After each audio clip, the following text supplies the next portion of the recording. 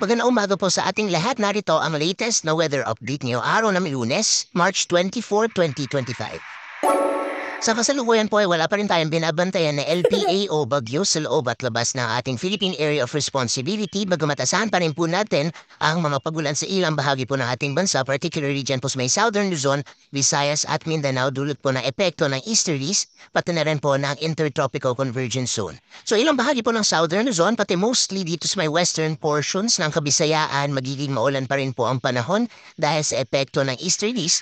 At kung makikita po natin itong mga kumpul na kaulap na posible pong nakaka-apekto dito sa may ilang bahagi ng Mindanao, yan po yung Intertropical Convergence Zone or ITCZ, at dahil po dyan maaaring maranasan pa rin po yung mga pag-ulan mostly dito po sa may western at southern portions ng Mindanao ngayong araw.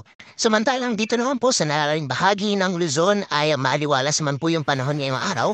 Kung may mga pag-ulan man ay panandalian lamang po ito ng mga pagbuhos ng ulan dulot po ng northeast monsoon, mga pag-ambon dahil sa epekto ng northeast monsoon sa may bahagi ng northern Luzon, at dito naman po for the rest of Luzon possible pa rin po yung mga isolated na thunderstorms. At sa mga susunod na araw, itong amihan po na sa kasalukuyan ay nakaka-apekto sa may bahagi ng northern Luzon.